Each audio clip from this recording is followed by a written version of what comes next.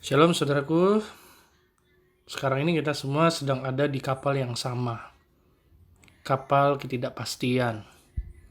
Sebelum COVID-19, hidup kita sebetulnya udah cukup banyak ketidakpastian. Apalagi waktu COVID dan setelah ini, saya kira ketidakpastian kita akan bertambah.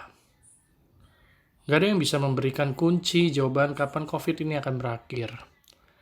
Saya yakin kita pasti berasa banget COVID ini ngefek pada meningkatnya ketidakpastian di hidup kita. Mulai dari kantong kita, ada beberapa orang bercerita bagaimana gajinya dipotong setengah, belum lagi kalau perusahaannya bisa ikut gulung tikar.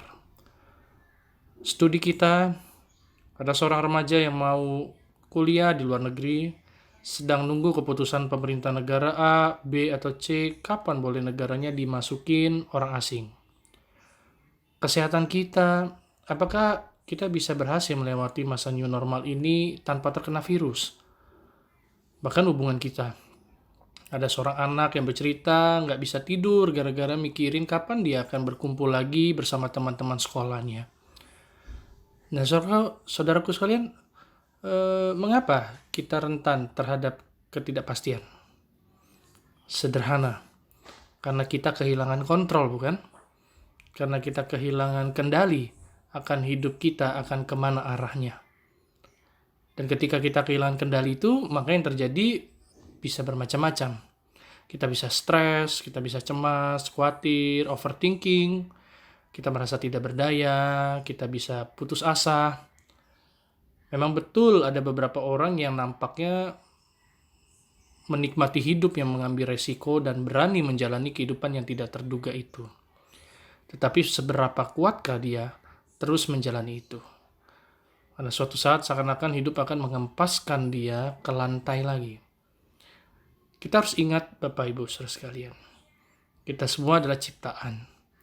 Kita membawa keterbatasan sebagai ciptaan. Kita terbatas dalam jangkauan pikiran kita, penguasaan mental, dan emosi kita. Karena itu di tengah keterbatasan kita ini dan di tengah ketidakpastian hidup kita ini, maka perlulah kita untuk mengingat kembali di tengah situasi ini kita dipanggil kembali untuk belajar apa itu namanya bergumul. Saya rasa bergumul itu seni iman yang udah mulai redup, sudah mulai hilang di dalam kehidupan kekristenan kita. Jika kebanyakan orang mengambil jalan pintas, justru kita dipanggil untuk mengambil jalan pergumulan itu.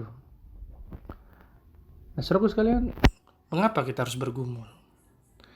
Yang pertama, saya percaya bergumul adalah hal yang sangat baik untuk kita bisa bertumbuh. Seperti tercatat 2 Petrus 3:18 dikatakan di situ, tetapi bertumbuhlah dalam kasih karunia dan dalam pengenalan akan Tuhan dan juru selamat kita, Yesus Kristus. Baginya kemuliaan sekarang dan sampai selama-lamanya. Itulah perlunya kita bergumul sebagai salah satu cara bagaimana kita bisa bertumbuh. Saudara sekalian, Pendeta Leonard Siddhartha pernah menggambarkan bergumul itu seperti journey, seperti sebuah perjalanan untuk kita mendapatkan apa? Mendapatkan harta karun. Dan harta karun itu adalah Allah sendiri. Ketika kita bergumul bersama Allah, akal budi kita diperluas, diperbesar. Sehingga kita lebih sadar, oh ternyata Allah lebih besar dari yang saya sangka. Lebih besar daripada yang saya pikirkan. Nah, saudara sekalian, sering kita mengira apa yang kita sudah tahu tentang Allah adalah Allah. Tetapi kita harus menyadari bahwa pengetahuan kita adalah pengetahuan yang terus bertumbuh. Dan melalui pergumulanlah pengenalan kita akan Allah semakin diperdalam. Kita semakin kagum akan Allah di dalam proses pengenalan kita itu. Dan disinilah kita harus semakin rendah hati di hadapan Allah. Yang kedua, saudaraku sekalian, kenapa kita harus bergumul? Kita nggak mesti mengerti apa yang terjadi dalam hidup kita ini. Tapi kita punya iman melihat di balik Allah yang seolah-olah tidak memberkati kita, tidak berpihak pada kita, tidak mencintai kita. Memang kita yang menjalani hari ini, esok belum melihat rencana Allah.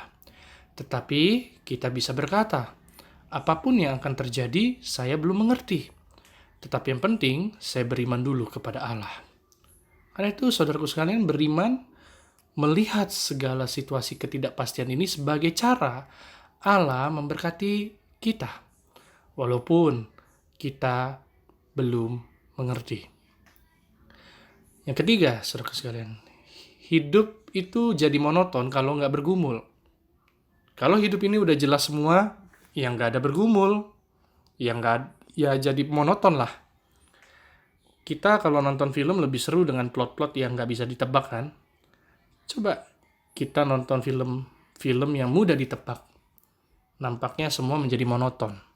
Nah, saudaraku sekalian, saya percaya sekali, melalui bergumul, hidup kita tidak dibiarkan monoton oleh Tuhan. Tetapi lebih dibentuk menjadi jauh lebih indah ketimbang kita tidak pernah belajar bergumul. Itulah hal-hal yang perlu kita ketahui di tengah situasi ini. Mari kita ambil jalan bergumul bersama Allah. Tuhan Yesus memberkati kita semua. Amin.